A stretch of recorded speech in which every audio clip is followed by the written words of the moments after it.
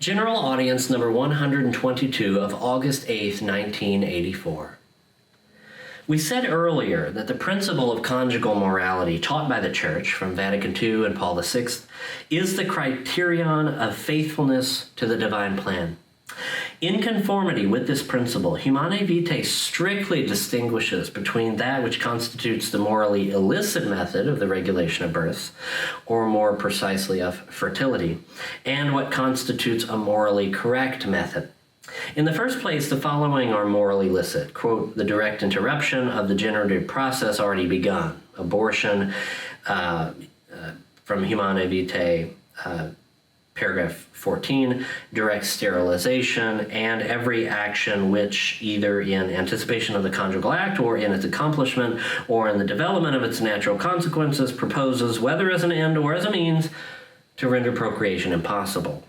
Humanae Vitae, paragraph 14. And thus, all contraceptive means. Morally permitted, by contrast, quote, is recourse to the infertile periods, from paragraph 16. If then there are serious motives to space out births, which derive from the physical or psychological conditions of husband and wife, or from external circumstances, the Church teaches that it is then licit to take into account the natural rhythms immanent in the generative functions for the use of marriage in the infertile periods only, and in this way to regulate birth without offending the moral principles. Humanae Vitae, paragraph 16. The encyclical highlights especially that, quote, there is an essential difference, that is, a difference of an ethical nature between the two cases. In the former, that is, making use of the infertile period, the married couple make legitimate use of a natural disposition. In the latter, that is, the use of means which directly prevent conception, they impede the development of natural processes. Humanae Vitae, paragraph 16.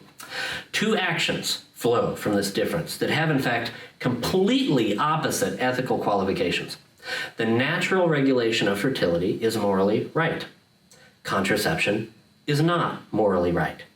This essential difference between the two actions, or ways of acting, concerns their intrinsic ethical qualification. Even though my predecessor, Paul VI, affirms that, quote, in the one and the other case, the married couple are concordant in the positive will of avoiding children for plausible reasons. He even writes, seeking the certainty that offspring will not arrive. Humanae Vitae, paragraph 16. In these words, the document admits that although those who make use of contraceptive practices can also be inspired by plausible reasons, still, this does not change the moral qualification founded on the very structure of the conjugal act as such. One could observe at this point that the couple who have recourse to the natural regulation of fertility can lack the valid reasons spoken about earlier. This, however, constitutes a separate ethical problem when one treats of the moral sense of responsible fatherhood and motherhood. If we assume that the reasons for deciding not to procreate are morally right, the moral problem of the way of acting in such a case remains, and this mode expresses itself in an act that, according to the Church's teaching, transmitted in the encyclical, possesses its own intrinsic moral qualification, positive or negative. The first, positive, corresponds to the natural regulation of fertility. The second, negative, corresponds to artificial contraception. The truth of the language of the body and the evil of contraception. The whole argument presented above can be summarized in the exposition of the teaching contained in Humanae Vitae, bringing out the normative and simultaneously pastoral care of the encyclical. In the normative dimension, the point is to specify and clarify the moral principles of action. In the pastoral dimension, the concern is to throw light on the possibility of acting according to these principles, the possibility of observing the divine law from Humanae Vitae, paragraph 20. We should spend some more time on the interpretation of the encyclical's content. For the sake of such an interpretation, one must see this content, this normative pastoral whole, in the light of the theology of the body that emerges from the analysis of the biblical texts. The theology of the body is not merely a theory, but rather a specific evangelical Christian pedagogy of the body.